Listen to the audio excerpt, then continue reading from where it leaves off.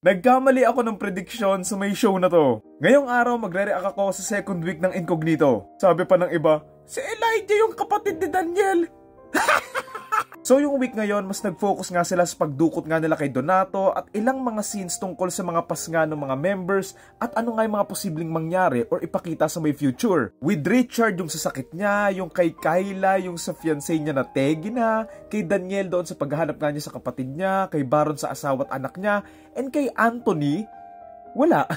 Sa kanya yung pinaka-chill for now. Sobrang nagugustuhan ko dito na nararamdaman ko nang nabubuo na yung relasyon nila sa isa't isa eh. Kumbaga malayo pa, pero may potential na eh. Ang pinakatumatak sa akin this week, yung labanan nila doon sa may community. Medyo naalala ko lang dito, hindi ko sinasabing kaparehas na kaparehas yung mga scenes sa may Lone Survivors, sa Secret Soldiers and Benghazi, at iba pa na I didn't expect na makikita ko to sa isang Filipino series. I know it's not perfect, pero I love these kinds of moments kasi sa mga action movies or series eh. Yung mga na-corner na, tapos marami silang mga kalaban. Siguro doon lang sa scene na dumating si Ian, sana mas naramdaman lang yung intensity nung daladala niyang beng-beng. Knowing kung gaano kalakas yung daladala niyang beng-beng, it's not giving lang na tumatama doon sa mga tao, pero doon sa mga bahay tsaka sa mga bangka, hindi naman tumatama. Gets ko naman na extra effort yon doon sa may production, pero itong maliliit na bagay kasi na to, it matters sa mga ganitong klaseng eksena eh. Also yung scene na naabutan sila doon sa may daan, tapos maraming dumating na mga kalaban,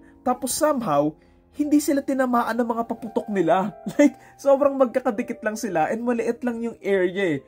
Pero somehow hindi sila tinamaan. Sana yung mga ganitong scene mas ma-improve pa nila and mas maayos pa nilang ma-set up para hindi lang siya kengkoy panoorin. Tsaka ewan ko din hindi ko rin maramdaman bilang villain itong si Timur kasi lagi lang siyang nakaupo or nasa opisina and wala siyang ginagawang masamang directly or siya talaga mismo yung gumagawa. Siguro yung tinegi niya na si Belle pero maliban doon parang wala na. Sabi ko pa naman doon sa first week review ko, maliligtas naman nila si Belle eh.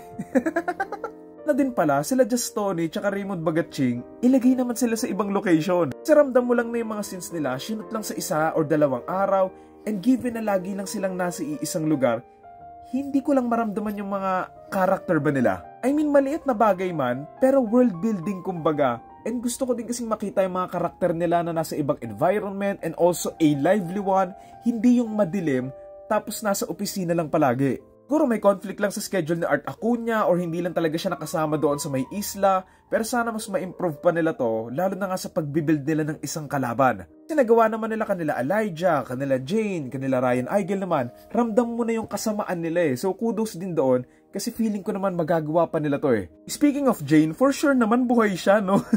Unless hindi, on which I like the mystery and yung thrill doon, kasi knowing na willing silang itegi si Elijah, given kung gaano nila siya binild up, maybe no one is safe. And maganda yun in terms of storytelling. So yun, so far I'm intrigued with the series. Unang-una kay Daniel sa paghahanap nga niya sa kapatid niya at kung paano nga siya matutulungan ng bago niyang clue na tattoo nga doon sa may braso. Kay Richard doon sa may sakit niya and ako curious ako kung gaano to tatagal, knowing na marami pa nga silang mission na gagawin. And kay Kyla, hindi ko sure kung tama ba yung napipick up ko na Tegi na yung fiancé niya kaya recordings na lang yung pinapakinggan niya.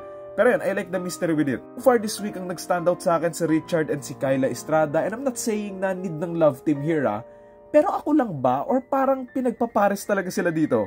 So yun, so far nag-enjoy pa din naman ako panoorin to. And inaabangan ko pa rin kung ano yung mga susunod na mangyayari. And saan nga sila dadalhin ng mga bagong mission nila. Excited na rin ako makakapunta na rin sila sa ibang lugar. And finally, makakalabas na ng opisina niya si Timur.